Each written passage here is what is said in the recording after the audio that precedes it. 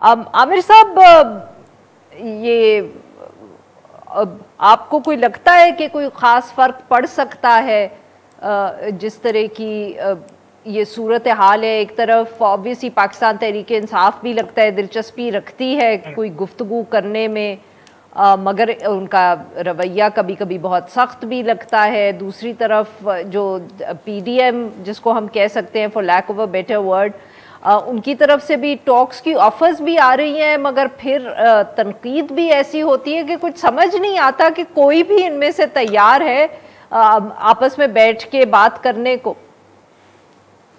P T I جن سے گفتگو کرنا چاہ رہی ہے اور حقیقی گفتگو کرنا چاہ رہی ہے، یعنی کہ اسٹیبلشمنٹ نے تو بتا دیا، واضح پیغام دے دیا کہ ان کا کوئی ارادہ نہیں ہے، نہ وہ بھولنے کے لیے تیار ہے 9 مئی کو، نہ معاف کرنے کے لیے تیار ہیں. تو ابھی تک تو صورتحال یہ، اور اس کو میں نہیں سمجھتا کہ آنے والے ہفتوں یا چند مہینوں میں وہ صورتحال تبدیل ہوگی. تو وہاں پر تو پی ٹی آئی کی ایک ایشو جو ہے پھنسا ہوا ہے، لیکن پی ٹی آئی دروازہ صحیح کھٹکھٹا رہی ہے، کیونکہ ان کو جو بھی ریلیف ملے گا وہ وہیں سے ملے گا. اب آگے پی ڈی ایم کی بات کریں، حکومت کی بات کریں، تو ان کو سوٹ نہیں کرتا کہ پی ٹی آئی جو ہے دوبارہ ریلیونٹ ہو، کیونکہ ان کی جو ریلیونس قائم ہے نون لیگ کی یا پیپلز پارٹی کی، ان کے اتحادیوں کی، وہ اسی وجہ سے ہے کہ وہ اسٹیبلشمنٹ سے دور ہے اس وقت پی ٹی آئی. اگر دوبارہ سے بحال ہو جائیں گے تو یہ لوگ مشکل میں آئیں گے.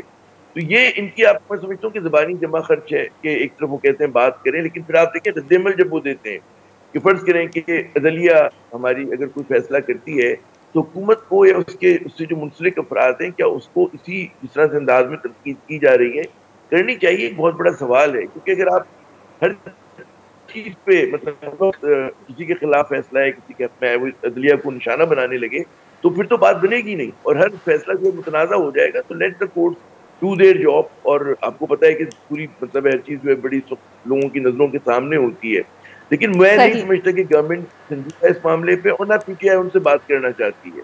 وہ ٹھیک ہے ایک پوسچرنگ ہو سکتی ہے پبلک، لیکن اس سے ماجد زیادہ صاحب، آپ جہاں پہ بات اتفاق کرنے کریں کا گے وہ نہیں. کہ حکومت